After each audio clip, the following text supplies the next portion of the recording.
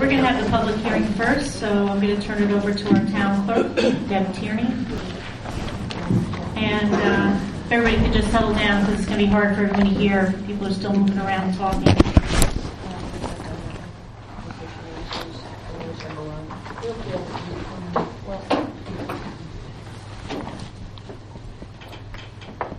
Town of Rosendale, notice of public hearing.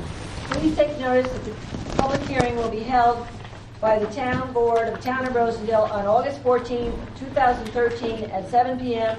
at the Rosendale Community Center, 1055 Route 32, Rosendale, Ulster County, New York, to hear all interested persons on a proposed local law amending Town of Rosendale Zoning Code Chapter 75 to establish the Dinningwater Lakes Conservation Planned Development Area. Please take further notice that copies of said proposed local law are available for review at Town Hall, 424 Main Street, Rosendale, New York, during normal business hours. By order of the Rosendale Town Board, dated July 22nd, 2013, Deborah Tierney, Town Clerk. Also, if anybody needs to know, I have to prove that it was published. There is an affidavit of publication in the Freeman. Thank you. You're welcome.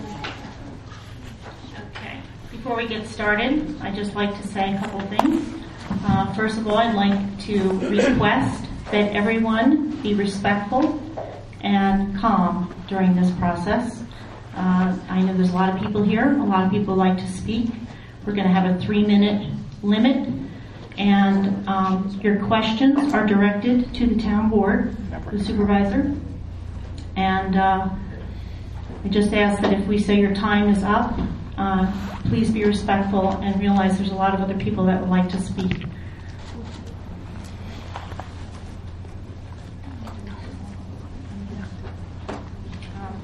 Also, I'd like to just say that before everyone speaks, we may be something that you're already going to mention. On the top of the page, we changed the date to 2013. That was a typo. It's my opinion that after conferring with our council, that we're going to request a different map be attached to this law, one that depicts the whole town with the zone depicted and delineated on the map. So that would be another change. Oh, and the other thing is that a lot of these say 7557, and when this law was proposed, it was 7557 was the next number, and we have used that number, so we would say that number is going to change to 7558. So those are the three things that I thought we should just get out of the way before we begin, so that if anyone had those comments to make, they wouldn't be wasting their time. Okay. Andi, Weiss, Bartczak. Bartczak. Right up here. Over there.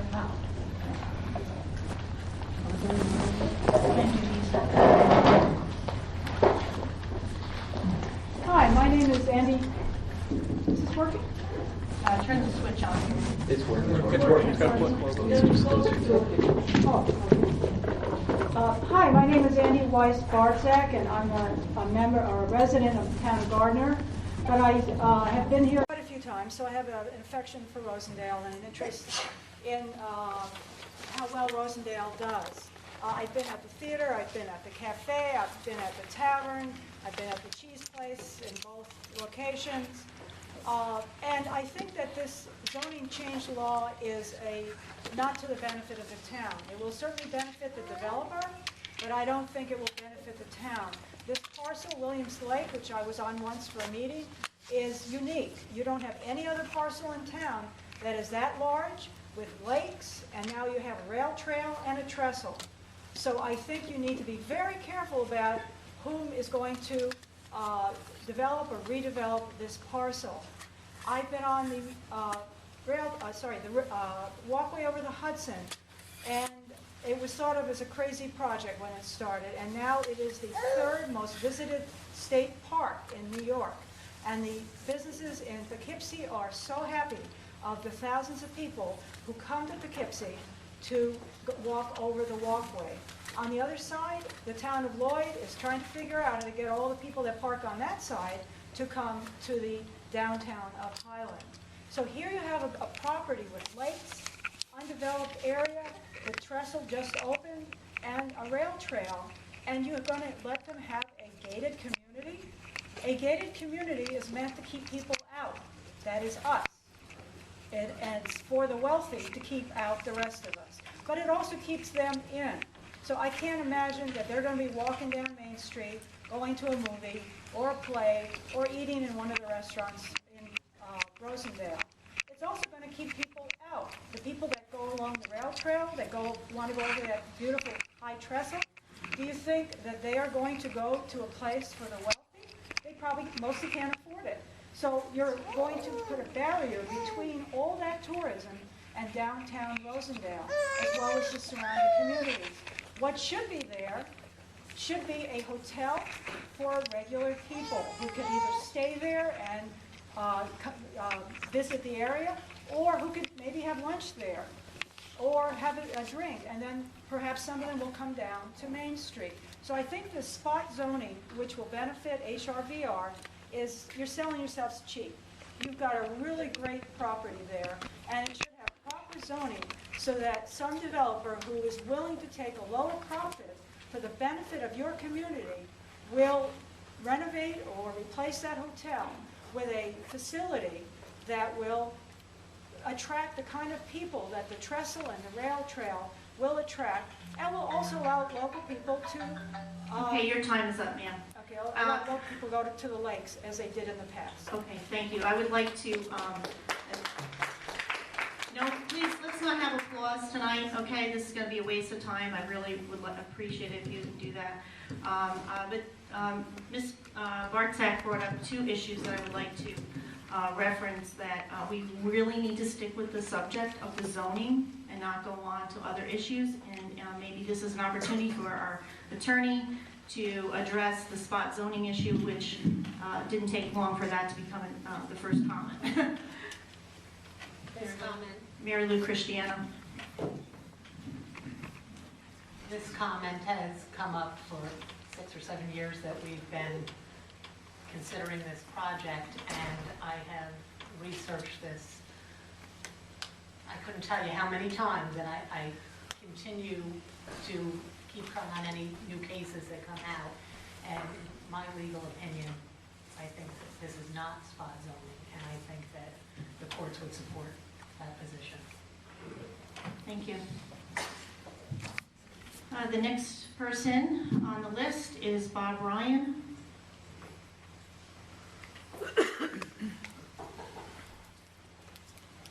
Good evening, and thank you for the opportunity to comment tonight.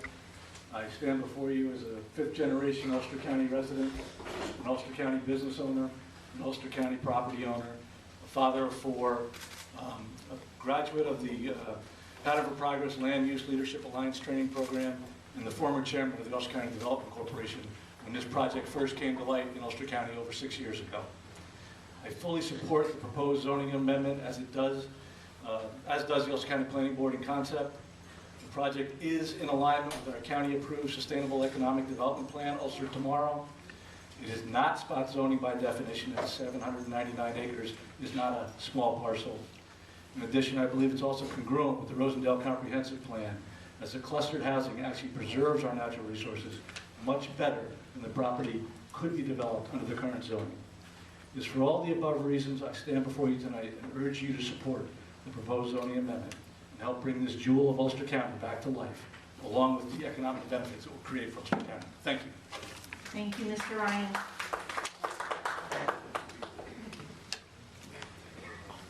Chris Beall.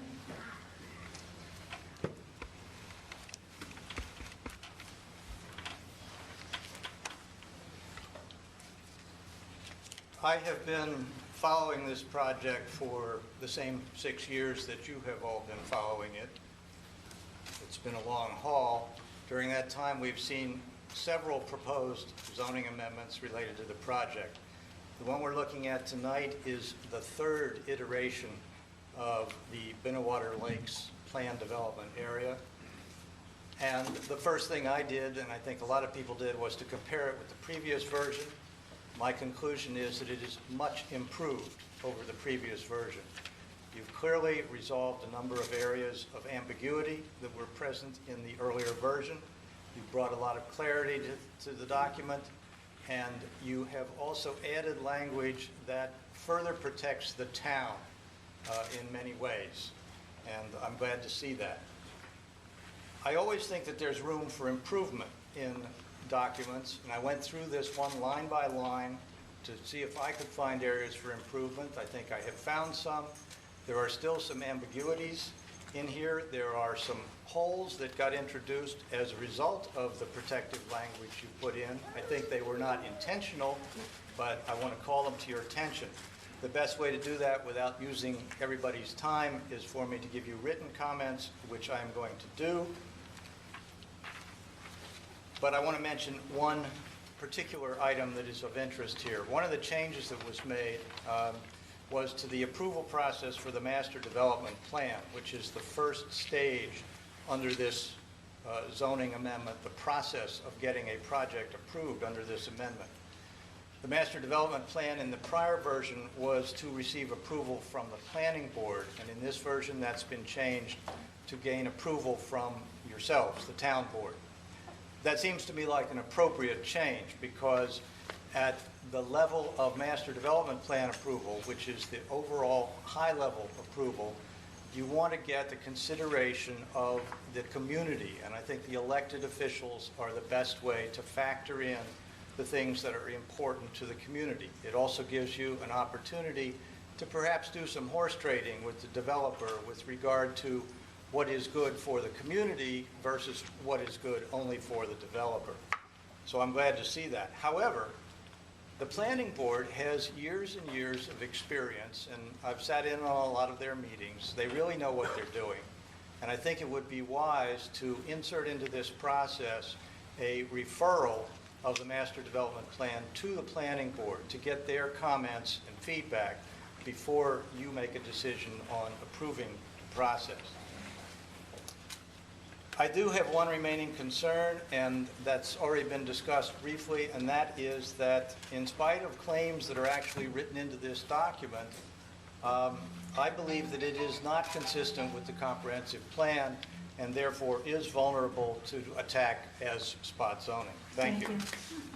Two things. I will say that we have already discussed some of this with the planning board, and Mary Lou and I and Dave have talked, and we have agreed that we will add the review of the master plan to the planning board. So that was already just a change that we planned on instituting.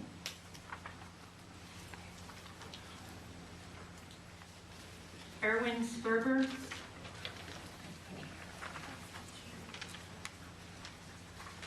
Is he here? Right here. Over here at the speaker, please.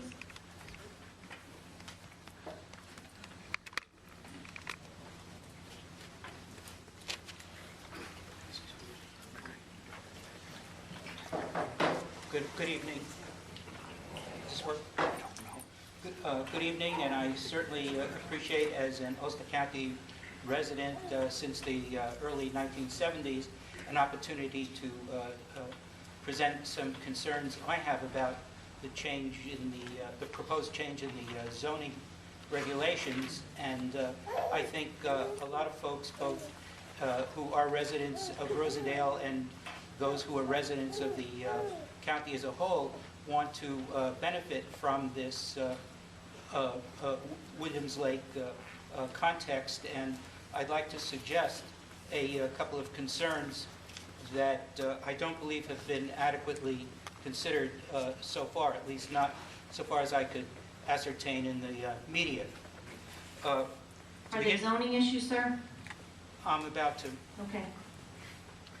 Any proposal to a change in the zoning law or a proposal to create a completely new zoning district should be evaluated on the basis of whether it will benefit the community as a whole. A basic concern from the developer's request is whether there will always be sufficient water for all of the uses and all of the activities now envisioned in the proposed or potential district. Given the extreme and severe periods of drought and flooding... Sir, I'm going to have to stop you there. That is not a zoning issue, and that has already been addressed with DEC. Well, I was about to say what was wrong with the DEC's... No, this is a zoning issue. It's not a zoning issue. We will not be just talking about anything that DEC decided that is not zoning related. Well, the point is you're able to... I'm not going to argue with you, sir. I'm not trying to argue. I'm trying to Please present... move on to the next subject. I thought this is what Putin did in Russia, but I guess it's happening here. Anyway, an alternative with regard to zoning that I believe would be of much more benefit to the community, particularly to residents in Rosendale, as well as Ulster County residents, has not been fairly or realistically considered, and one that would be of economic and environmental benefit over the long run would be provision for a public-private arrangement with a hotel in the framework of a public park with affordable access to residents and non-residents alike. I think this would be a much more viable strategy for a zoning provision or a zoning ordinance, and I hope it at some point is given the fair and realistic consideration that I have thus far not seen taking place. Thank you. Thank you. I will have to say that there is a provision in there for public use, so I'm not sure why.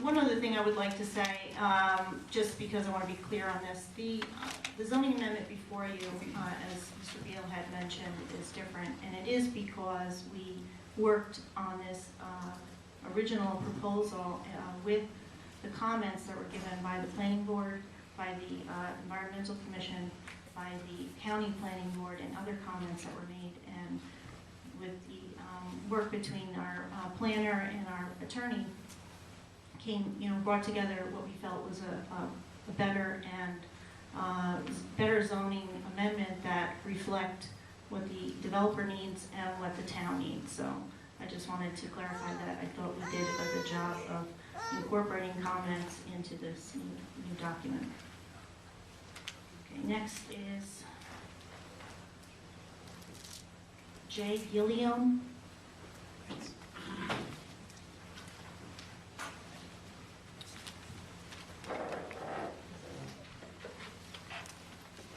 Hi, my name is Jay Galione. Jay Galione.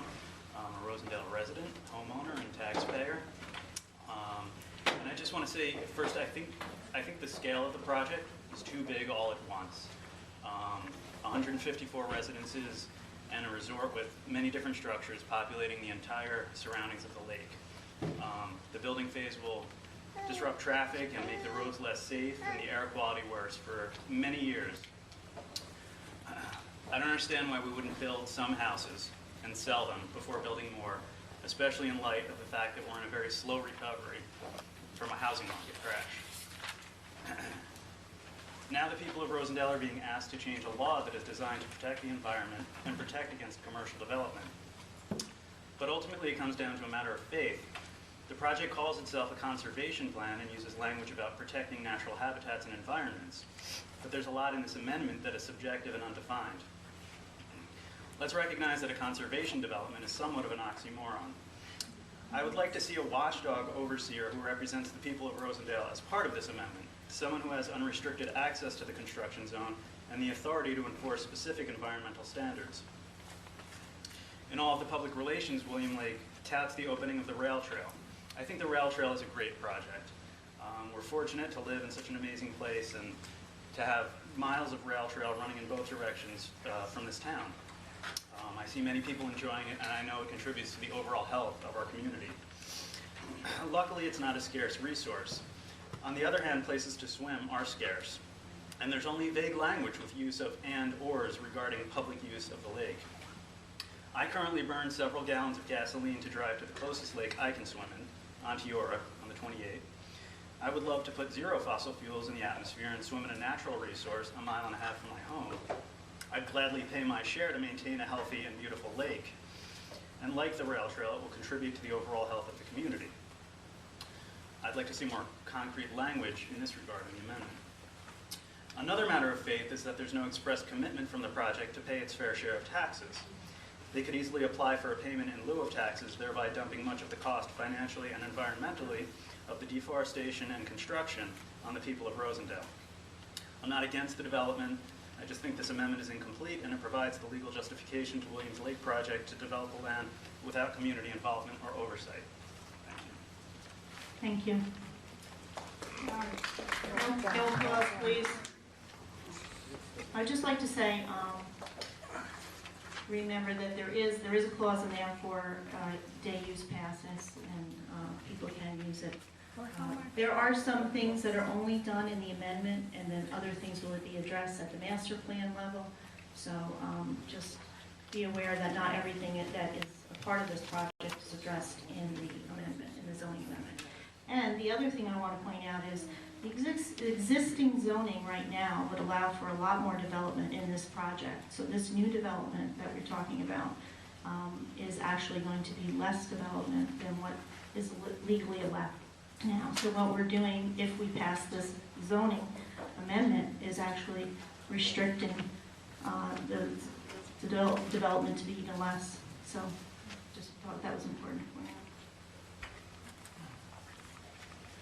Sheila, Dvorak, Galione.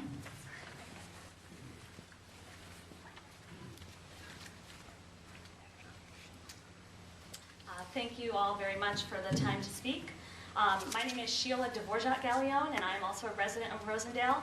I live 1.5 miles from the proposed development area. As our representatives, you have a responsibility to protect our interests, and what I'm here to do is express my desire for the amendment to be revised to formalize the developer's commitment to affordable public access to the lakes, assuring that any fees charged are affordable to everyone in the community.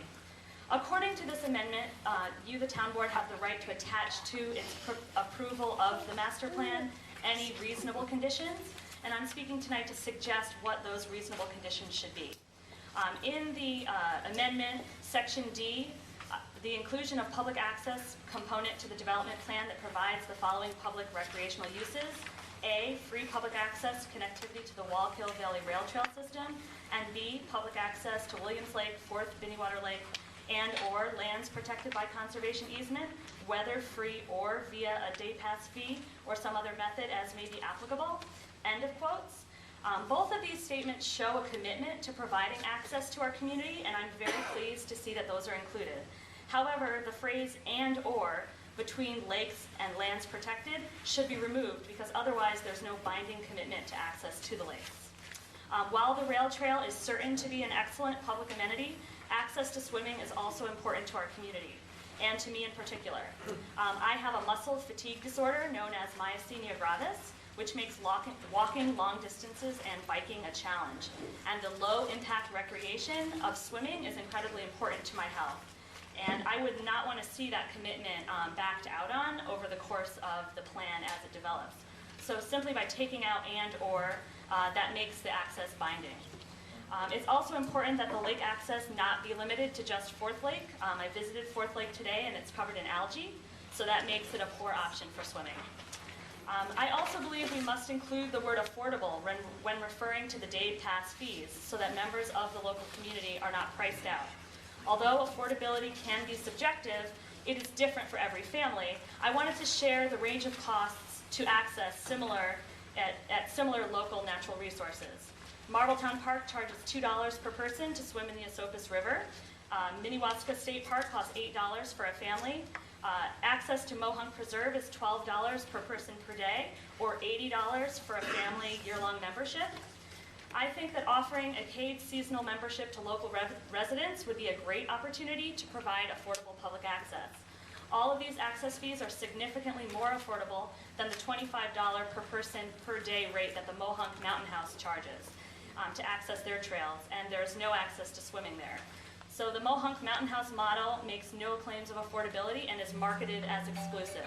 And I think that it's important that the Williams Lake project not be on that model.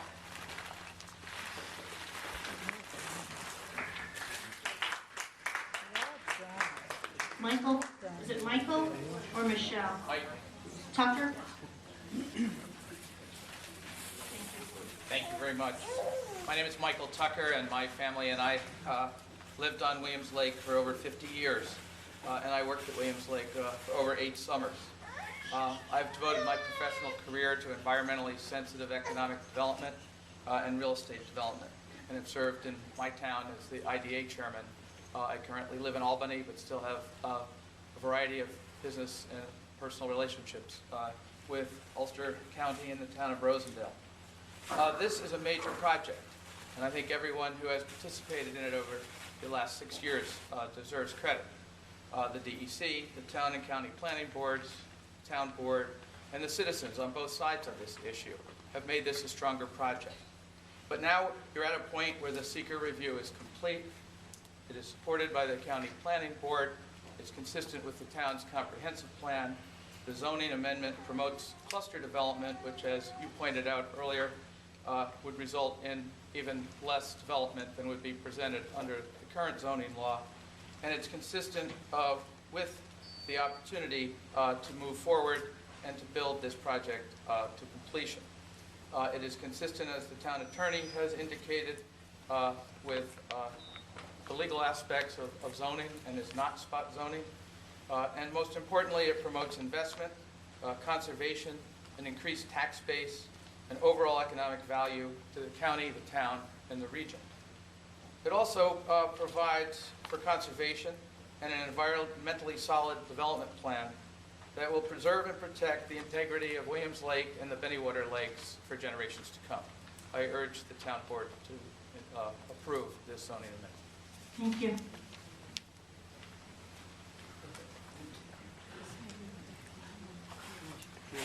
Jennifer Metzger?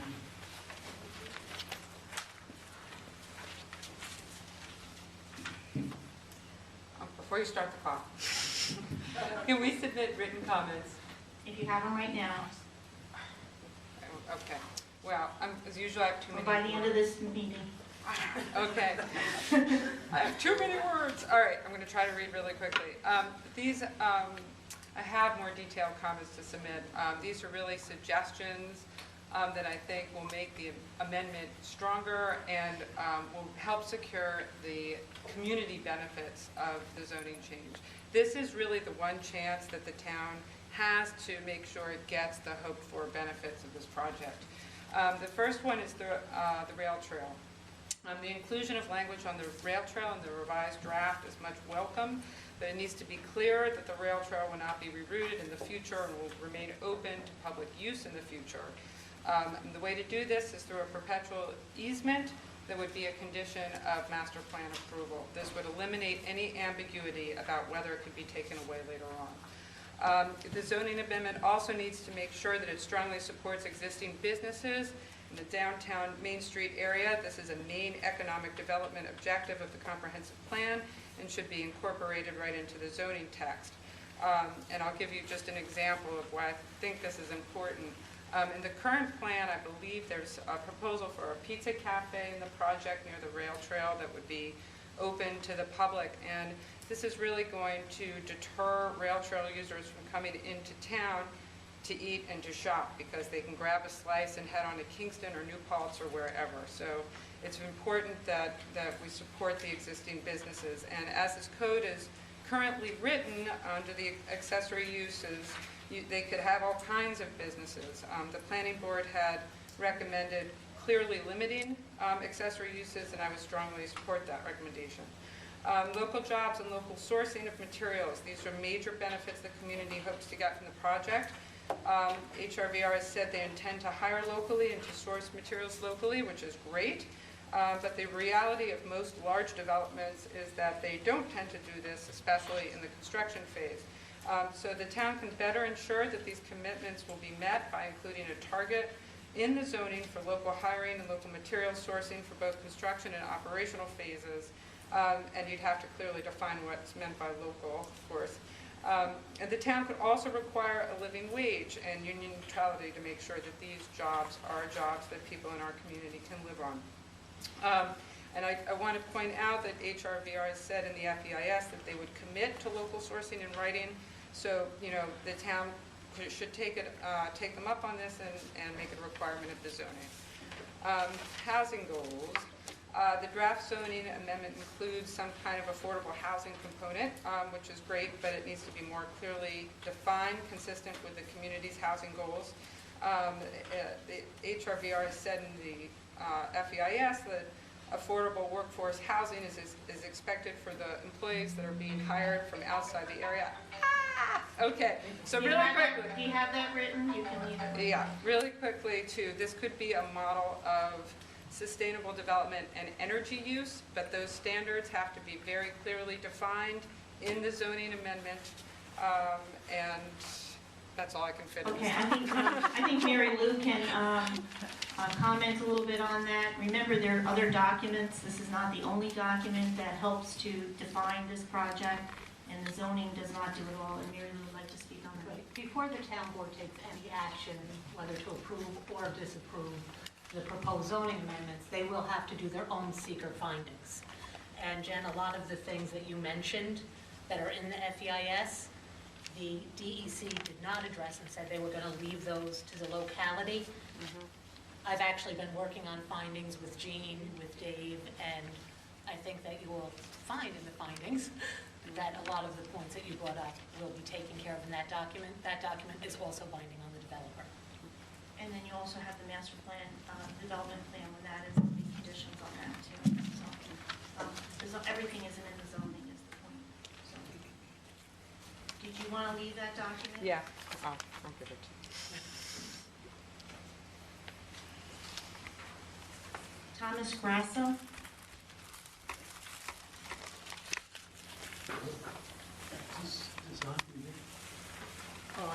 For purposes of zoning, I live on Hickory Bush Road, and I was asked by a few neighbors who also have water wells to find out what source of water will be used for this project up there. If it's in some document somewhere, I was unable to find it. So does anyone know? Like I said, this is really not a zoning issue. You can ask that question at another time if you'd like to talk to us. Who would be the best person to ask? You probably could talk to the developer. You could ask DEC. There's lots of people you can talk to. The other thing was, I have spoken with a number of people who are concerned about not being able to get into Williams Lake to swim, like they've been doing for years, and that seems to be like a big issue. It's in the zoning amendment that there will be access allowed. Well, I'm just thinking, before the deal is done, while we still have some juice, if these people really want to help us out, what do we give them? Let's see if they can pony up about $1 million for this pool out here. Then we, the lower classes, can swim down here, okay? And you guys can gate us off and do whatever they like. After the end of June, the lake is too warm to swim in. Thank you. Thank you for that plug for the pool, though. Yeah, this is a great resource. We need to do something. Lean on the switch. All the way up, please. All the way.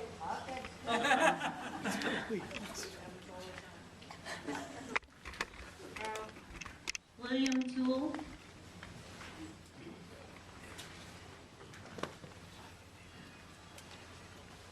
My name is William Tuel, and I'm a proud resident of Rosendale. I'm sure we can all agree that we want the occupants of the Williams Lake property to identify with the town and also to be proud residents. But I've heard that similar developments have turned into timeshare projects with primarily transient occupants in the residences. The zoning amendment should include a prohibition of timeshare development for this project.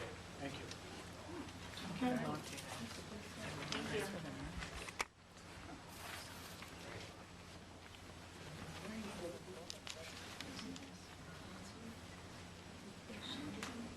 you. Nancy Schniedewind.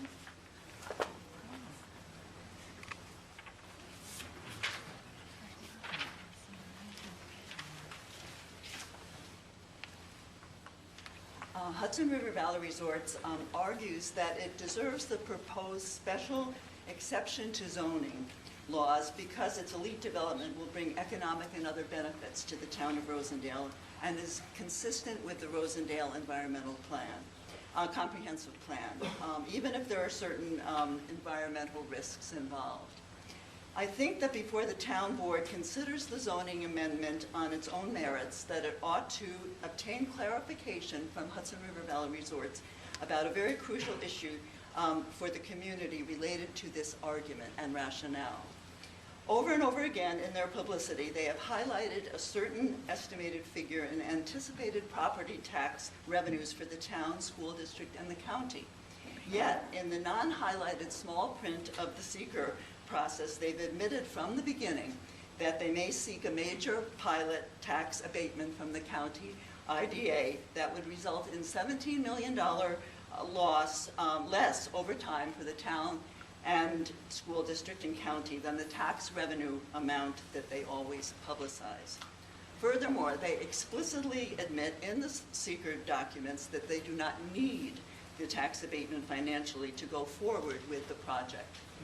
In this light, I think that before even considering the present zoning amendment designed exclusively to assist the developer, the town board should require Hudson River Valley Resorts to clearly promise that it will not accept a pilot arrangement that would deprive the community of $17 million in tax revenues while shifting the heavy burden to local taxpayers instead.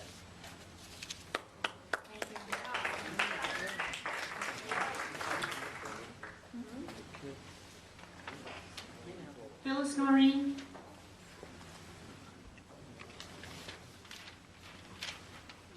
Jean, while we're waiting for Phyllis to come to the mic, I would like to encourage anyone who gives an oral statement, if they have it in writing, to submit that so we can see the written statements. I am hearing most of what people say, but not always all, and it's important to me.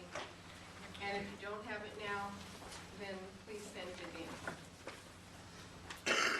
I'm Phyllis Noreen. I'm a longtime resident of Rosendale, also a landowner. And I applaud this zoning because of the conservation easement. My own property, 130 acres, is in a conservation easement. And it's open to not just the public coming, but anytime that there's someone that wants to lead a group, Manajo has led someone there, the Wallkill Valley has led someone there, and the DEC has. So I think this zoning is worth it to save the environment in Rosendale. My land is 1 mile on Route 32, which is the longest piece of land between here and Newburgh. So these people are doing the right thing, and I agree with it, and I support the amendment. Whatever it is. Thank you.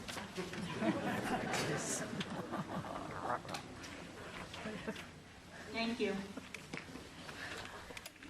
Marie Caruso.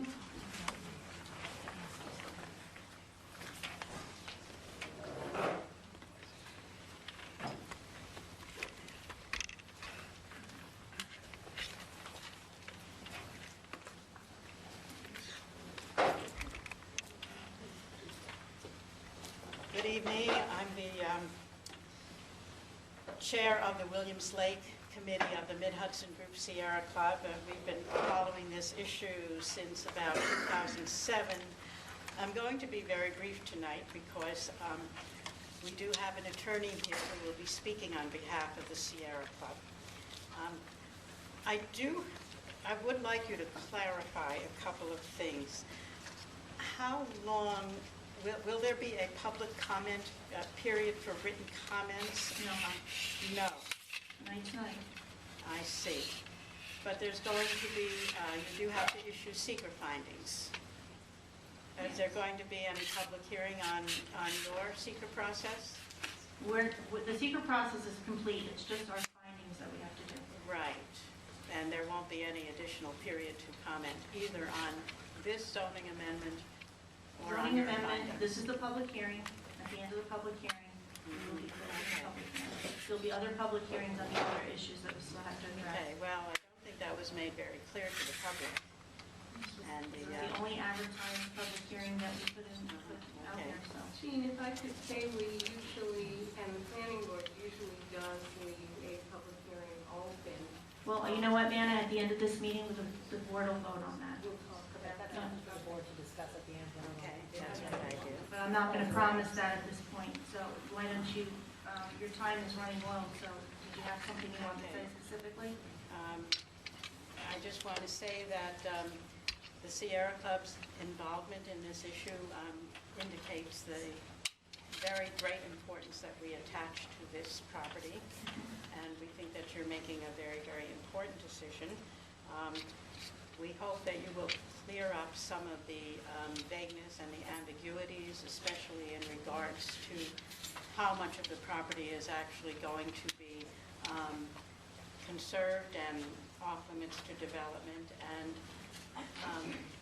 the very vague and ambiguous statements regarding public access. Because this amendment does not contain any binding commitment for public access. It's very confusing.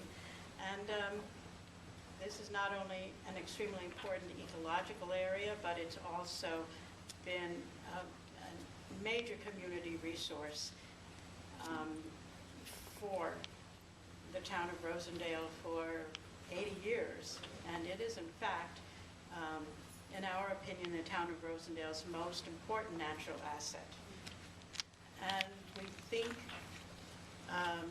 it behooves the town board to be as careful as possible, be as careful as you possibly can to avoid shutting this property off into a gated community to which the public, your own public, has no access. Thank you.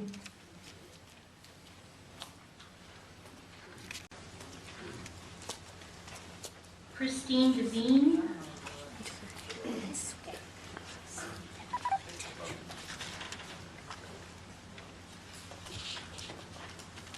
Good evening. My name is Christine Dvorak. I'm not a resident of Rosendale. I live in Nassau County, Long Island. I have been someone who has visited Williams Lake property since 1978 and raised my family there. And as a sort of a representative of the people who miss being able to go there, I'd just like to speak on our behalf. There's been a lot mentioned this evening about public access to the lake property, and I can tell you since 1978, it has never been an issue of public access. Even as a house guest there, and I could be wrong, but it was about $10 a day as a house guest to have another guest come in for the day, that they needed to pay about $10 in the 1980s. In about 1996 to the 2000s, it was about $20 to have someone come in, other than having a beach guest membership for that time. So I keep hearing over and over, and I keep reading over and over about it being a public entity, which it is not and has never been a public entity since the time of Mr. Williams, and then before Anita Williams-Peck had taken over that business. It definitely is. I agree with Mr. Ryan. It is a jewel of Ulster County, and it is something to be cherished. And myself, along with at least 30 other families, have been mourning the loss of being able to visit Williams Lake and that property for the last 6 years. It's almost been a mourning of the death of a family member, to be quite honest with you. One thing I do ponder is, why would the rail trail be so rebuilt? And I've heard some fear in people's voices about it being closed off to the public. I'm not sure why any entity would put so much effort and funds into rebuilding it to the beauty that it is today, and then close it off to the people who enjoy using it. Conservation has, from when I was a child, I don't know that I've ever heard the word conservation before I went on a rail trail walk with Mr. Williams himself when I was a child. and he explained to us what that was, and it was certainly continued in the years that Anita Williams Peck ran Williams Lake. And I'm not sure why it would not be continued under the guidance of the development company, where Tim has been so gracious as far as I can see from an outsider, and we do visit at least 4 times a year. And we do certainly spend our money and try to stay local and visit these local businesses. And nothing was more ever, 3 meals a day were included at Williams Lake. You did not need to go outside of that area to enjoy yourself. I'm going to have to interrupt you, I'm sorry. I'm sorry. I just wanted to say that visiting the local businesses was one of the more pleasurable experiences that we all shared in, and I would hope that that would continue with the new development. Thank you.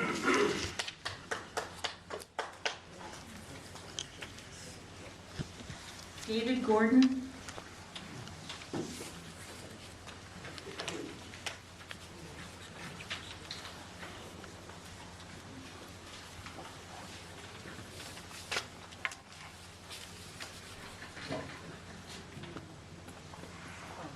My name is David Gordon, and I'm an attorney representing the Sierra Club this evening.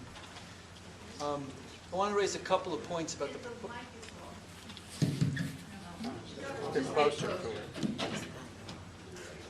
I just want to raise a couple of points about the proposed zoning amendment. First of all, from my reading of it, it's not consistent with your town's comprehensive plan. The 2 main reasons it's not is because, number one, this is a very significant economic development project, or the zoning amendment is designed to permit a very significant economic development project. According to your comprehensive plan, significant economic development projects are targeted for Route 32. That's the land use plan that's in your comprehensive plan. There's a number of goals there. In fact, your plan goes to great lengths to specify the economic development land use plan, and this is not one of them. In fact, the plan for this area is environmental protection, and I know there's a significant amount of disagreement about that. I would just observe that the way to environmentally protect an area is not to build lots of houses on it. There can be a significant amount of debate as to how much they're protecting, et cetera, but the bottom line is this is an economic development project for an area where it's not planned, and therefore it's inconsistent with your comprehensive plan. The second set of problems with the amendment is that in many significant areas it's very, very vague. In fact, a number of people have spoken about the public access issue, which is one of the 2 biggest ones, where there's an and/or there. The standards that you're going to use to approve the proposed development plan are very, very vague. And there's both legal problems with that, but also I just want to point out, you're not locking in anything. You're essentially throwing this open to development, and you're saying, and you said tonight, you're going to have public access. You're saying a number of other things in the plan, but you're not really saying anything until you have standards that are enforceable, and you just haven't. Basically, you have a number of adjectives that are not enforceable and that aren't really very well nailed down. And I want to point out one in particular, in addition to the public access, which a number of people have commented on, and that's the conservation requirement. You have a statement here for a conservation requirement, and this one actually has a number. It's 40%. 40% of the land has to be conserved.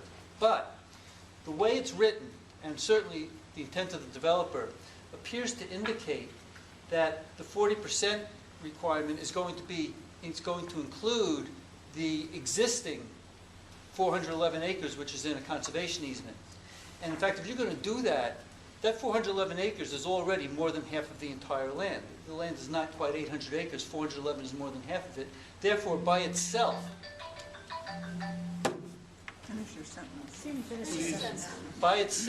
it complies with the 40% requirement. That means simply the 368 acres, which is where the development is going to occur, there is a zero conservation requirement if indeed your intent is to include the 411 acres.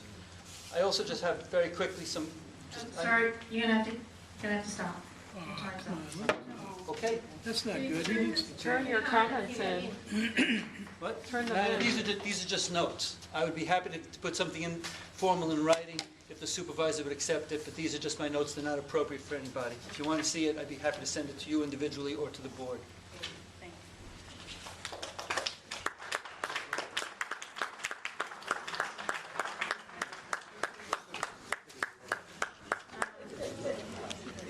Mourka Meyendorff.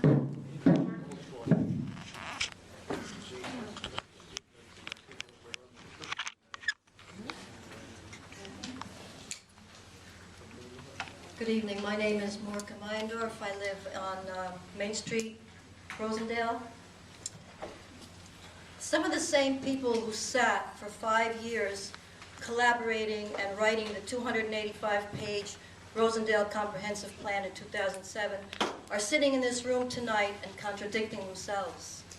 Yes, many things can change over a 6-year period, but the basic vision in the Rosendale Comprehensive Plan, steeped in protecting our beautiful, unique environment, is not something that should be looked upon lightly and changed dramatically.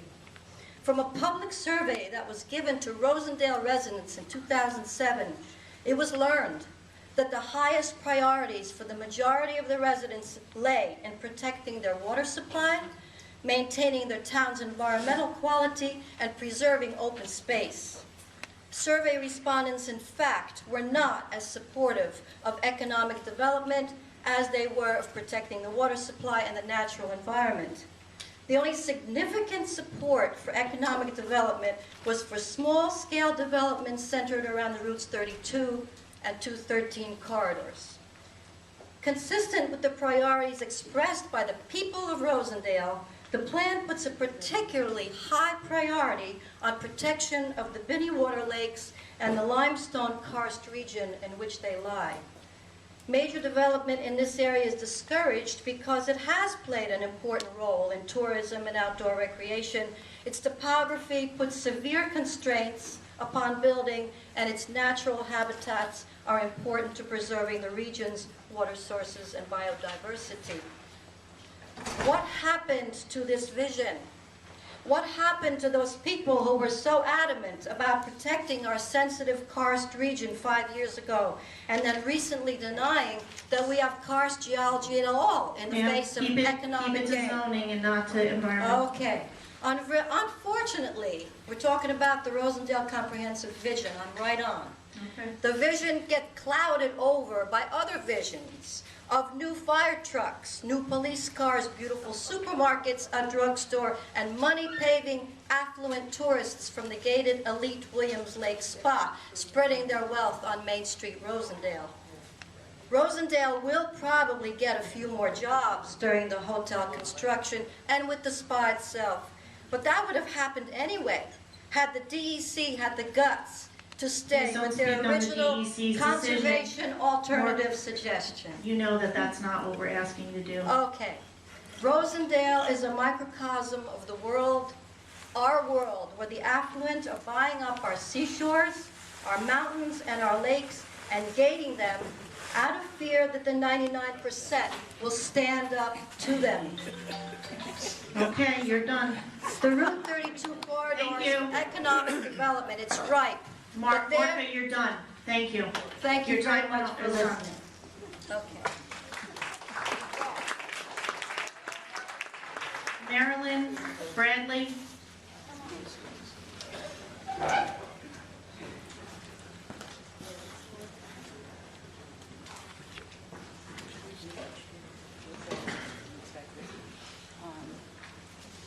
Please give it to the town clerk. Can you hear me? Yes. Good evening. I'm not sure that my issues have to do with zoning as much as personal. Okay. I live on Binnewater Road, opposite Williams Lake. My water supply comes from Williams Lake. And I would like assurance that my habitat will be safe and Ma'am, that is an issue that was addressed with DEC. That's not being addressed with the zoning.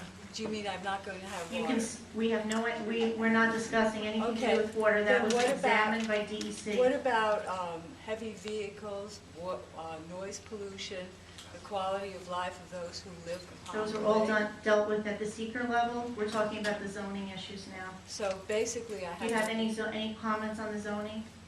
No, actually, I don't know enough about the history of this area. I do like Williams Lake. I'm happy my home has increased in value since they purchased it. So in the long run, I think there's a lot of positive things. But I just want to know that I can live the next several years of my life in comfort. Well, I would just like to say that there is documents out there that have been published for you to review some of the things that happened through DEC and the seeker review, but we don't have time for that tonight. And I may access them at some time? Yes, and if you get in touch with either the town clerk or myself. Thank you. can help you with that. Okay, thank you. And ma'am, just to follow up, ma'am, just to follow up, I don't know if you heard the part where there will be further opportunity for you to ask your questions and have your concerns addressed. But this hearing tonight was geared specifically toward the zoning amendment. Okay. And if you felt that you were slighted, I apologize Oh, no, for I that. don't feel We have to stay slighted. on I was track, just but your concerns are valid, and at some point in the process, specifically, I believe, during the secret process. It's already completed. Well, the findings, but you'll have your opportunity to have Okay, but is those there questions. somewhere that those of us who live there will address personally, because we're right there? They've had public hearings and they've had opportunity for that. Yeah, and so that was not being handled by the town, it was handled by DEC. So if you want to get phone number and call the town hall tomorrow, we'll give you some more information.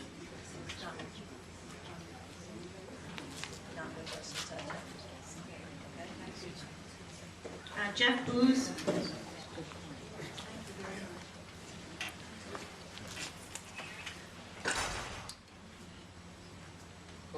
Hello, can you hear me? Yep. All right, I'm Jeff Booz, a lifetime area resident, third generation.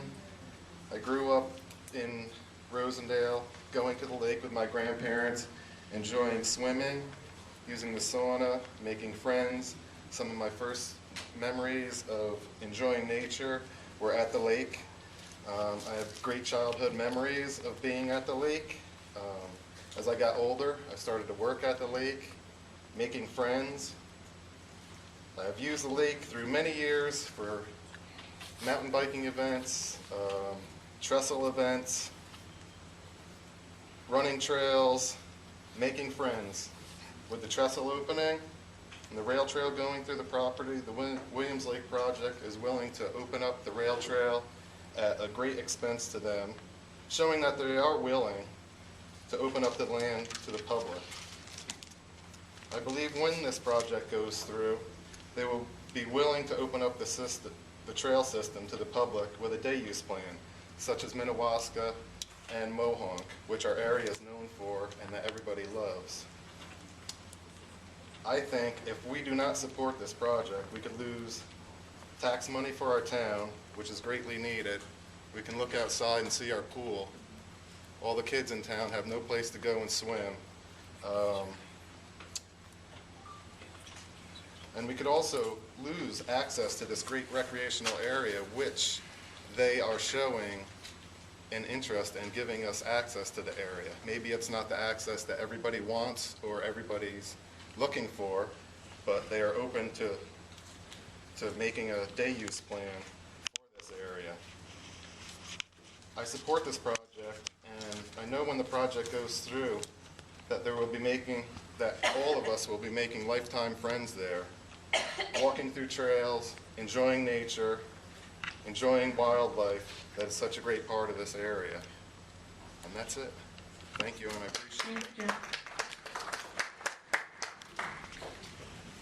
Okay, that was the last person I had on my list. Is there anyone else that has, oh, I'm sorry, Kelleigh McKenzie?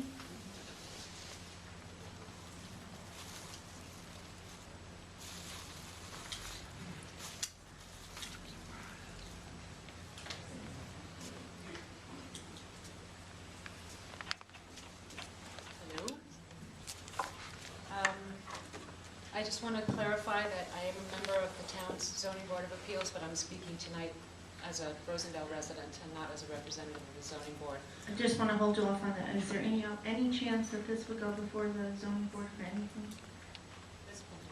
We don't have anything. We don't have anything before the board, but I just want to caution you as a zoning board member that if you do make a comment, that it could be construed that you would not be able to vote or participate in anything that came before the board. Regarding what? Regarding anything with... Should something come up with a variance, should the building department make a decision that is then appealed to the zoning board of appeals? So you're taking a chance if you decide to speak tonight that you may make yourself ineligible to participate as a voting member on anything that comes for you. Okay, I'm willing to take that chance. Okay. I want to first express that I appreciate having reviewed the previous version of this amendment. I really appreciate the changes that the town board has made because a lot of the comments that the zoning board and the planning board made were incorporated into this revised version, and so I wanted to express my appreciation. I also want to convey that I do have some concerns about this current version, and my concerns have mostly to do with clarity and enforceability and process. Specifically to do with this amendment. I'm not speaking about whether I'm for or against. It's not about that. It's about the language of this and how we as a town can enforce it and how clear it is and with the process that's delineated. So the first thing is definitions. Both the planning board and the zoning board recommended that since this zoning amendment is solely governing applications for a land, for any kind of development in this zone, this new zone that will be created, that a definitions list needs to be created for any terms or words used that are not included in the rest of our the definitions in our standard code. And I think that that's essential to this being a successful amendment that will be in the interest of the town. Some examples of the words that are left in this amendment that are still unclear. In our current definitions, the word shall indicates must always be done. It's compulsory, it's mandatory. And may means it's permissive. And a lot of the vague words in the previous version were cleaned up and made shall and may. But in this version, we still have should, will, is, are in several situations and several sections. And so how do you enforce should if you haven't defined what should means? Does it mean they have to, that they should do it? And then if they don't do it, what do you do about it? So cleaning up those, I think, will be important. Also, there are several terms that are very subject to interpretation. And I know from the zoning board when there's disagreement about what a word means or what a phrase means, it comes to the zoning board, and then it can be a source of conflict and delay and problems. So some of the terms that are left in this current amendment are compact development footprint with no definition of what that means, and that's not in our other definitions. Large tract of land, is that 10 acres, is that 100 acres, is that 1,000 acres? Appropriate scale and design, appropriate, meaning it matches our town comprehensive plan, meaning it matches something designated by another government agency. Significant expanse, significant to whom, who judges whether or not it's significant. So those kinds of examples. And I've got written notes that I'd like to request be entered into the record, just showing where those words are, which sections. Conflicts in this proposed amendment. In the previous version, there was a section on conflict with other laws that stated that the more restrictive or protective of the town and the public shall apply. And so that's really kind of a protection of the public interest. And in this current version, that was entirely removed. And so I would encourage the board to rethink that. Okay, we're running out of time. Do you have that written? Oh yeah, this is all written. So if I'm just going to sum up, okay. Was that a timer on me? Yes, that was. Okay, I had to work, so I arrived late. The other two big issues are enforcement. There's the amendment process to the master development plan that's delineated, saying that any changes, once we as a public hear the master development plan and have the public hearing and you guys vote to approve it, that there will be the opportunity for the developer to amend it in the situation of 5 different criteria items being met, which would require the amendment process. In the amendment process, it kind of vaguely says, you know, they have to follow the steps above. I think that needs to be spelled out, that they would need to go through the entire master development plan review process for any amendments. But the key thing is that if they want to make a change that's not one of those 5 criteria, there is no provision in this plan to have a public notification or input. It says it just goes to the planning board, who can make a determination in accordance with a site plan approval, but that's not a public notification. We have to wrap it up. Okay. So if you want to give your comments to our town clerk, we can refer them to our lawyer for any concerns. Definitely copies for all the board members. Yes, I will.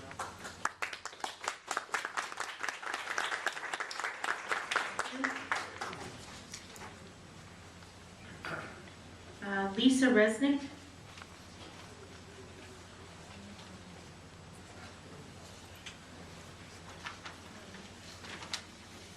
Is there a Lisa Resnick here? Yep. Okay. Lisa Resnick.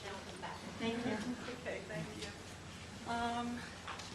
I'm speaking up as a resident, a concerned homeowner, and an environmentalist about the property.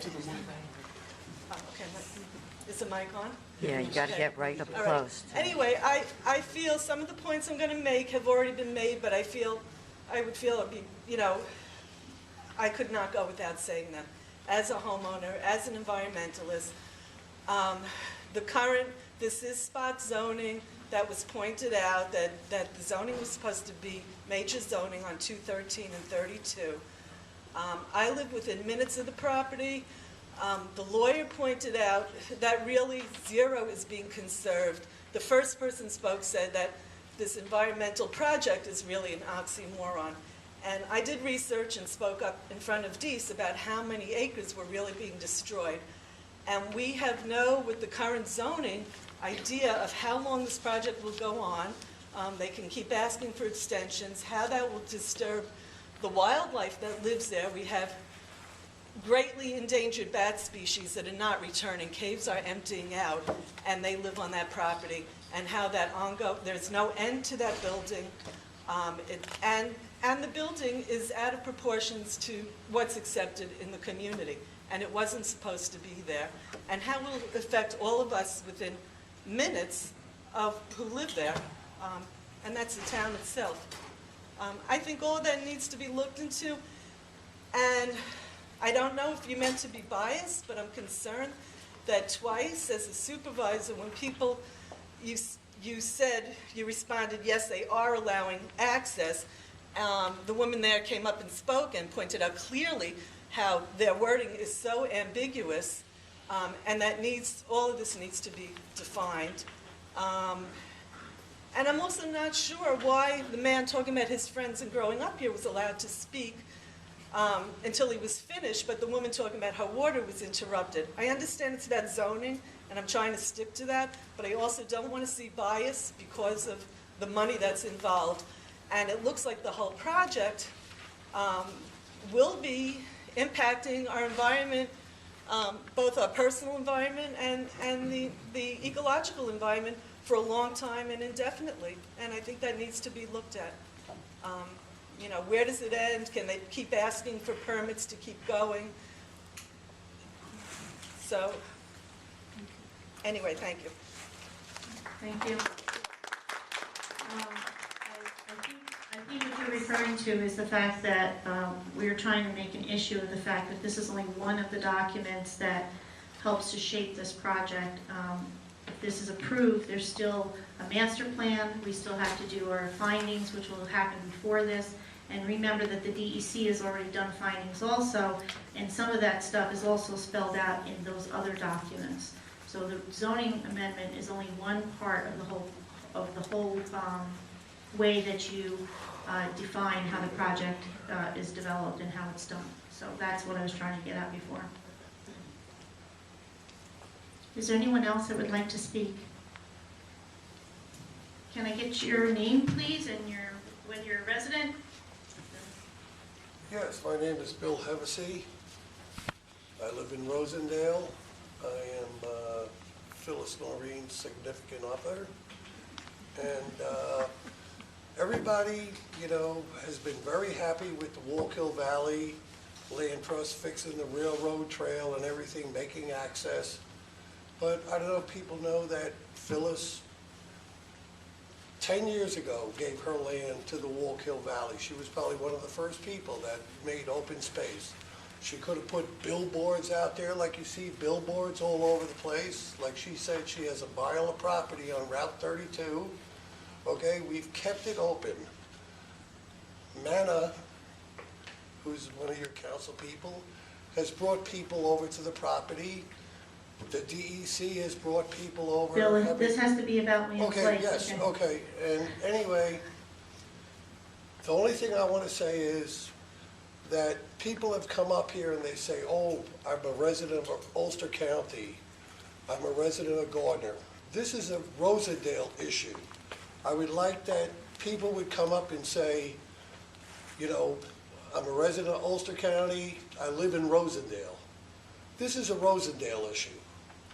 Okay? It should be addressed by Rosendale people, not people from Gardner, not people, you know, a lot of people have come up and say, I'm Ulster County. Okay? That's their thing, but they should say where they're from. Do you have Thank anything you to very say much. about what you think of the project or the zoning for the I project? totally support the project because I think it's very good for this community. You know, everybody for years had said, oh, we need a supermarket, we need a pharmacy. There's been a very good supermarket, Associated Supermarket. I go to the store, I'm the only Bill, person I'm going to have to there. stop because we're getting off track, okay? But I'm just saying, it's a Rosendale issue. We don't need... Okay, thank you. Okay. Attilio? Attilio?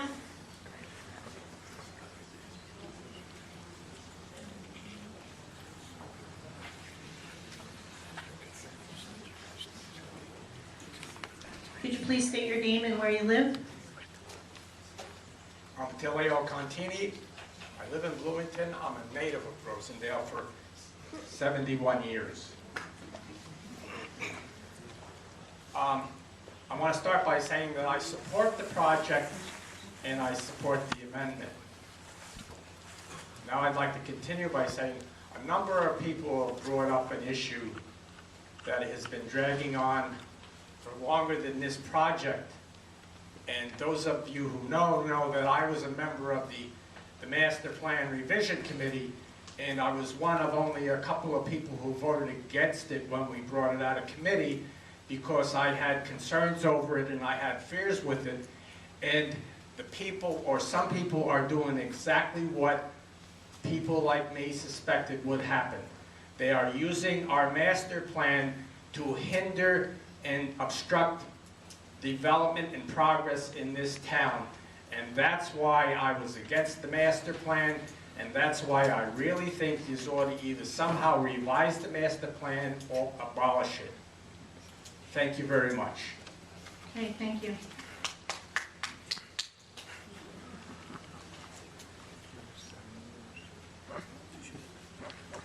Anybody else? Yes? Please state your name and where you live. As soon as I get to the microphone. Yeah, good evening. My name is Elana Michelson. I am a homeowner and resident of Rosendale. I live on Sawdust Avenue, literally around the corner from Williams Lake. I want to I want to support one of the points that has been made here repeatedly tonight, but I want to add another dimension to it. I also am, like some of the other speakers, am very concerned about issues of clarity and enforceability. I'm very suspicious of language like the developer is open to this or willing to. I think developers perfectly legitimately develop because they want to make money, and openness and willingness are different than clarity and specificity. I think that one of the issues about zoning that hasn't been addressed here is that one of the things that the zoning laws do is that they create the relationship among different sectors of a community. and I'm worried about that. One of the things I love about Rosendale is that there are all sorts of people who live here, all sorts of economic levels that live here, and I don't want to live in a two-tiered town. I don't think that anybody does. The issue of public access, in part, defines the relationship between the community that will live behind those gates and the rest of us. I don't want people coming here who have been reassured that they never have to talk to the rest of us, that they never have to see us walk on their property. I don't want to live in a place where the developers think that their relationship to my representative government locally, which is you guys, is to get over on you, to manipulate you. I don't want to live in a community that is split because half of the people coming in are not open to the presence of the rest of us. One of the things that affordable public access will do is that it will signal not only to the developers, but to the, as far as I'm concerned, well-intentioned people who will buy their houses, that they are coming into a community that they are going to live in, not behind gates, but with all of us. And the only way to signal that is to let them know that the public access is real, that it's affordable, that it's specific, and that the developers can't wiggle out of it at some point because we didn't put enough detail into the zoning law.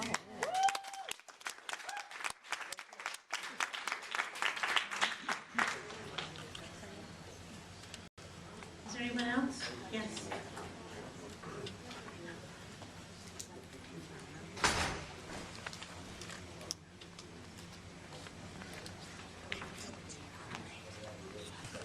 Sure. My name is Gena Hornbeck. I've lived in this town 35 years now. My father had 3 businesses in this town. I had a business in this town. I own 3 houses in this town. I'm not exactly sure if we're not living in 2 Rosendales now, because I'm listening to people talk about, I don't want to be separated, we have a wonderful community. I see a town where no more pharmacy, no more bank, no more hardware store, no more medical center, no more pool. We are closely becoming a ghost town. I understand the concerns. This has been going on, what, 5 years at least? I want development. I want smart development. I don't want reckless development. But I'm seeing a lot of stonewalling. I'm seeing a lot of, just things that are not true about splitting communities and stuff. I don't know where you people live. Am I the only one that sees the town disappearing before our eyes? What are you preserving? I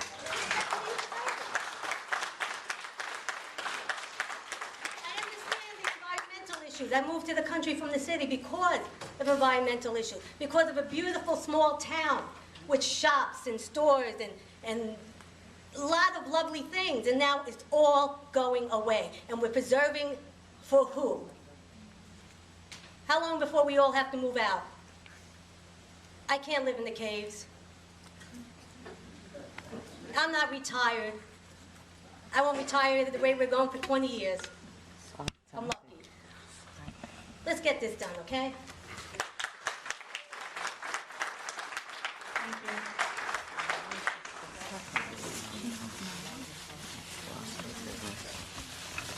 Eric?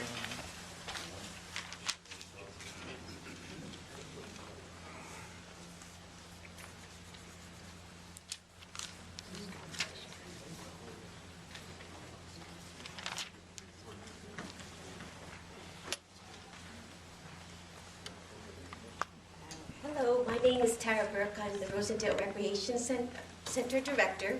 Many of you I know, and I'm happy to see you all here. I am a resident of Rosendale for 25 years. My husband's family is residents of Rosendale for over 65 years. They are owners of much of the property in Rosendale. They're probably one of the leading acreage family-held home. They own most of the land in Rosendale as far as residents go. They have a preserve behind Lower James Street. It's 99 acres. There's one home on it. It's all preserved. Across the creek It's another multiple, maybe 35 acres of land that's just space, no development. They love Rosendale. I want to say to Gena, yes, it's true. Working in Rosendale, seeing no school, no pool, no medical center, so many things, as you know, have left us, and we are. It's nationwide. I have a name for it. It's called the degradation of our nation, and there's something about it that all of us as American hardworking people are noticing and seeing, and there's something wrong. There's something not right about it. I just want to say that I think we can trust our town zoning board and the people that I know and work with to do this right, with integrity, with care, with concern. These people are hardworking. They want what's best for us. They are us, and we can trust them. I have seen some of these, Tim Allred and some of the people that work there be victimized, as far as I'm concerned, as the bad guys, working with them hand in hand and trying to help us with a pool. There was some problems, unfortunately, that weren't fair as far as I was concerned. They weren't allowed to help. And I think they were sincere. They wanted to. I was there. I saw it. So I just want to say, don't forget that the people that are going to make these zoning plans are us. They're our town people. They care as much as you do. And I think we're going to have tremendous success. We need the project. Like I said, my husband's family has been here a lifetime, and we've watched things close and go, and we need the help. It can be good. We're good people. We'll make it work.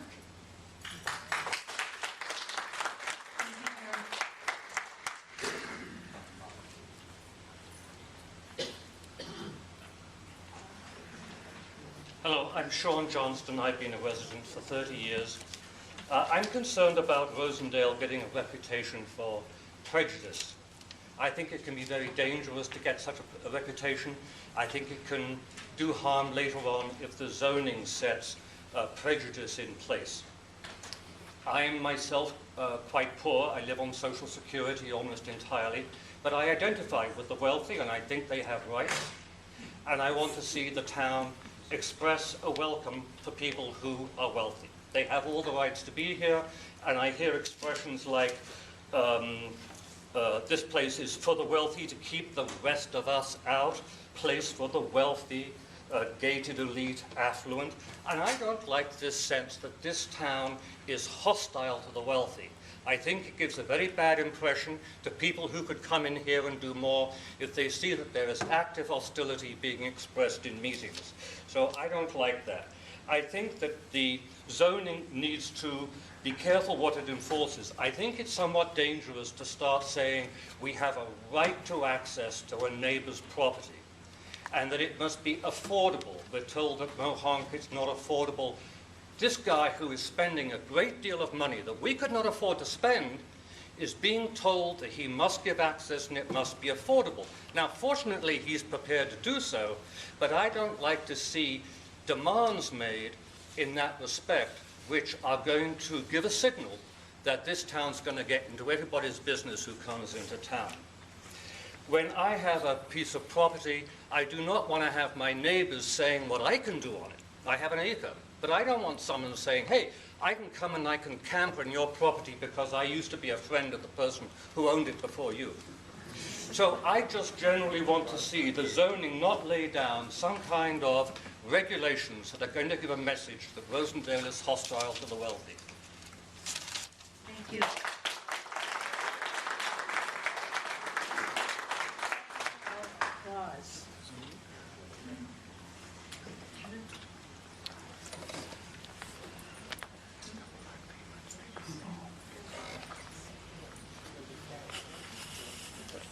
Good evening, all. My name is Kevin Costello, and I'm a lifelong resident of Rosendale. We go back a long time around here, and this particular piece of property, and we know the family well. Mr. Williams threw me out of the wrong side of the Fourth Penny War many times. But the bottom line is this. The bottom line is this is a piece of property that's personally owned and private. It has been a resort for 75 years. Unfortunately, due to the economic times, it's not a resort right now. The person that owns it, Anita, she could have clear-cut it all, fenced it all off, told everybody to stay off. But consistent with what her father had believed, that we're a community here and we work together to develop reasonable solutions to issues.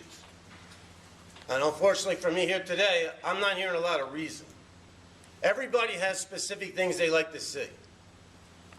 This is something that's going to be good for the town. It's not going to be perfect, and nothing in life is. But it's good for the town. We have a responsible developer that's concerned about the environment. The Department of Environmental Conservation has had its best engineers look at every possible perspective of this and pass it on to the town to decide what they want to do. All the environmental groups have attorneys that had the opportunity to go out there and express their issues about environmental things. Apparently, either they did and the state decided that with their best engineers available, that this is safe to go forward. This zoning is the opportunity for us from town people to take a reasonable perspective and plan to make positive economic growth in a safe, green way. Nothing is perfect. This is going to be an outstanding project for this town in many ways. It's going to be environmentally safe. The company that's doing it is an environmentally safe company, and the DEC is not going away. You go out in your backyard and dump 5 gallons of oil in the backyard and have your neighbor call, the DEC is going to come out, it's going to make you clean it up. That's going to happen up here too. This particular piece of zoning just permits safe, environmentally sound, economic growth for this town, and Lord knows, as people said, we need it here. Thank you very much. Thank you.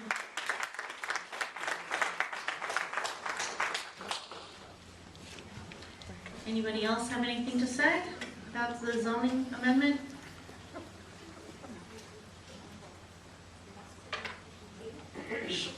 No? Did the... Okay.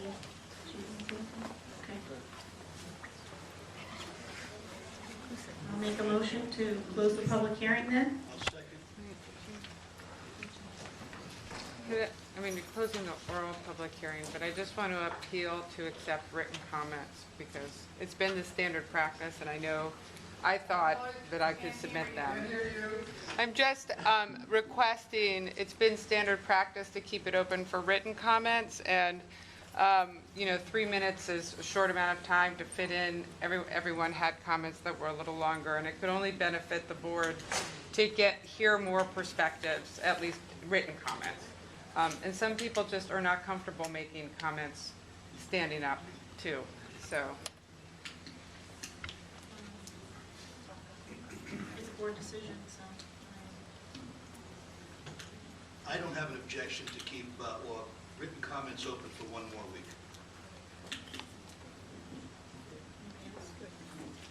I second that.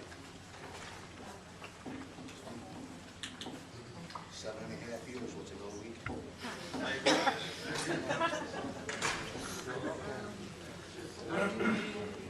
You made a motion to close it, he seconded, I need that rescinded first. If you could amend your motion to close oral comment, but leave it open for written comment to the town clerk for 7 days. I'd like to make a motion to make an amendment to make a motion to close the public hearing with the exception of written comments for 1 week. 7 days.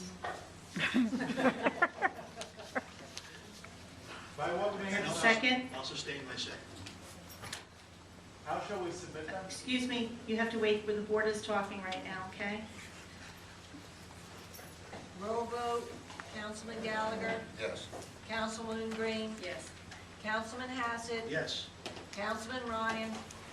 Yes, and I'd like to add, I want to thank everyone for coming out tonight, voicing your opinion. Supervisor. Yes. Now, what was your question, sir? How shall we submit the comments? You can send them to the town clerk. Either to rosendaletown.clerk@yahoo.com, all one word, all lowercase, or if you prefer mail, or to my office. Mail is P.O. Box 423, Rosendale, New York, 12472. My hours of my office are 9 to 4, Monday to Friday, 424 Main Street. Is that all on the website? It's all on the website. It's all on the website. Just look under Town Clerk Deb Tierney. Okay.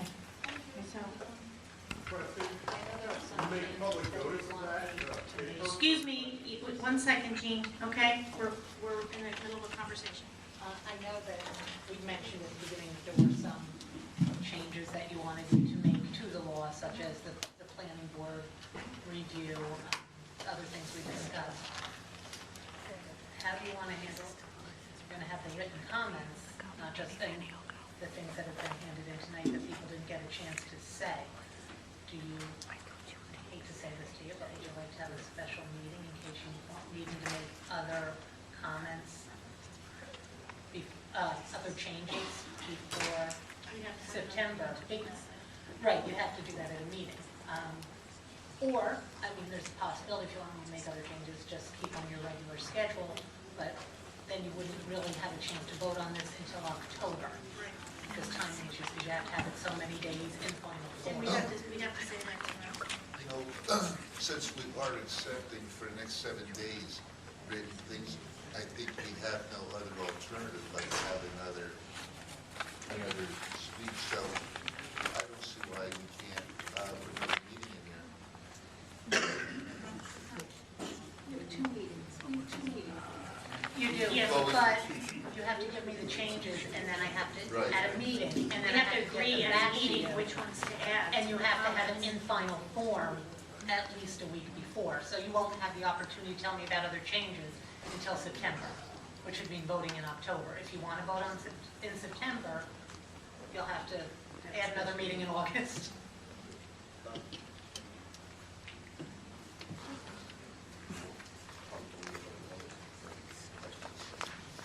right. Yeah, we have to do it that way. 28th, all right with you? 28th?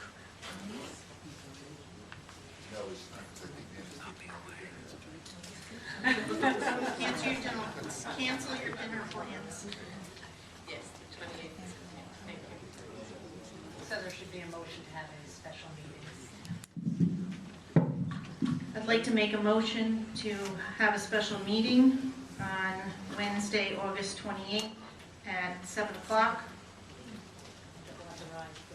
And to authorize the town clerk to advertise, such meeting? Anything else I need to say? 7 o'clock. And then if you wanted to vote on this on the 11th, I bet you could turn around. Yeah, because we could make a decision Other about changes that you by need. that day, and then, Right, and then you give it to me, I'll we, okay. get you things by the 3rd, and then Right, and then they can, we could vote on the 3rd. okay, or you would vote on the 11th. Okay. I'll get them to you. I'll have them in your folders. Okay, so we're gonna do a vote on that. Give me a second. I'll second. Roll vote, Councilman Gallagher. Yes. Councilwoman Green. Yes. Councilman Hassett. Yes. Councilman Ryan. Yes. Supervisor. Yes. I'd just like to see, Jean wanted to say something. You got to make that public notice and advertise it. Yes. Yes.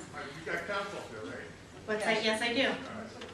I would like to also thank everyone for coming out tonight and taking part in this. It's been a tough couple of years for everyone, and we're glad that everyone wanted to take a part in this decision making. We're gonna move on to our regular meeting. Go ahead. Before everybody leaves this evening, just 1 second, I got to put a plug in for, we're working like hell to get a new pool, as everybody knows, and if you don't know, I'm going to tell you, we're working like hell to get a new pool. We're going to have a fundraiser for the pool benefit on Saturday, August 24th, right here at the rec center. So anybody has a propane tank, $10 to fill your propane tank, and out of that $10, $3 toward the pool fund. So it's a great opportunity for you guys to fill your propane tanks for the end of the summer and into the fall, and it's a good shot in the arm for the pool fund. So thank you. What time? Oh, I'm sorry, 10 to 2. That's 10 to 2. Let's take a 5-minute